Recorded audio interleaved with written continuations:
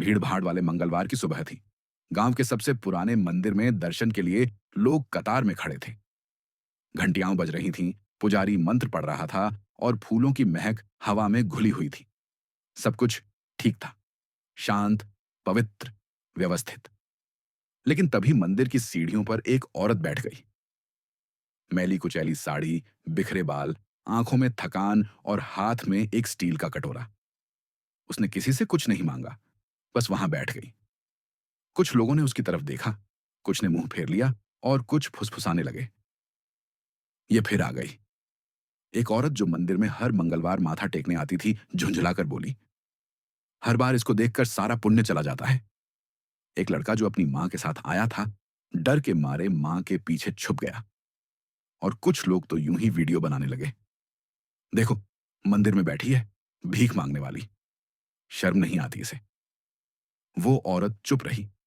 उसने किसी से कुछ नहीं कहा, किसी का रास्ता नहीं रोका, किसी से फूल नहीं छीने।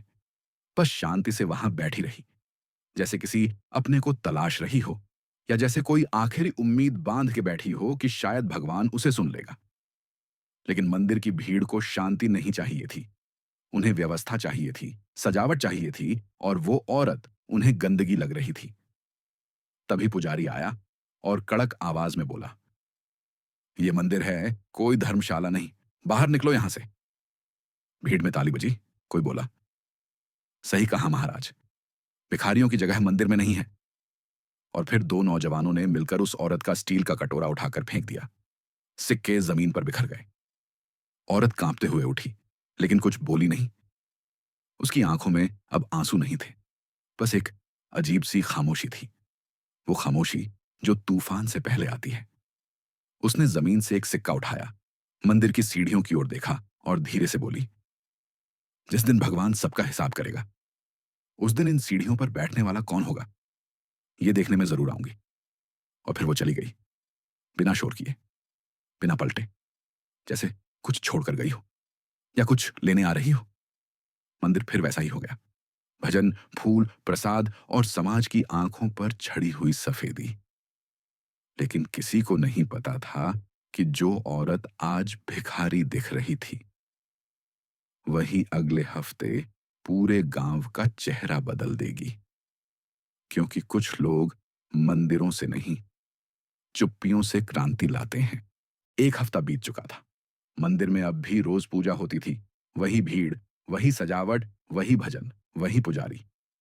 लोग अब उस औरत को भूल चुके थे, या शायद यूं समझिए कि वो कभी जहन में आई ही नहीं थी। क्योंकि जो दिखने में बेकार लगे, उसे समाज याद नहीं रखता। लेकिन उस मंगलवार की सुबह कुछ अलग था। मंदिर की सीढ़ियों पर एक गाड़ी आकर रुकी। काली सरकारी गाड़ी। लाल बत्ती और दरवाजा खुलते ही एक तेज चाल में चलती महिला बाहर निकली।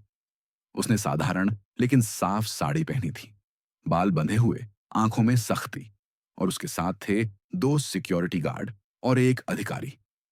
लोग चौंक गए। पुजारी हड़बड़ाया, फूल वाला दुकान छोड़कर भागा, और भीड़ एक बार फिर इकट्ठा हो गई। लेकिन इस बार ताली बजाने के लिए नहीं, इस बार सबके चेहरों पर सवाल थे। और तभी मंदिर के बाहर लगे पोस्टर पर लोगों की नजर पड़ी। आज मंदिर दौरे पर माननीय आईएएस अधिकारी श्रद्धा मिश्रा जी पधारेंगी।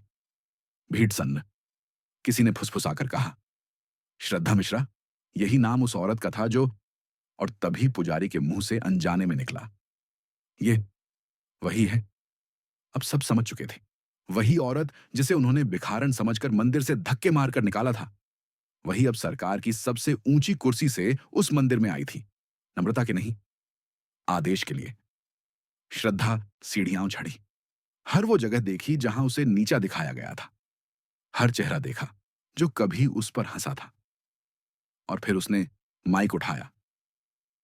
मुझे मंदिर से निकाला गया था क्योंकि मेरे कपड़े मैले थे। किसी ने नहीं पूछा कि मेरी कहानी क्या है। कोई ये नहीं समझ पाया कि मैं यहां भीख मांगने नहीं, दर्शन करने आई थी।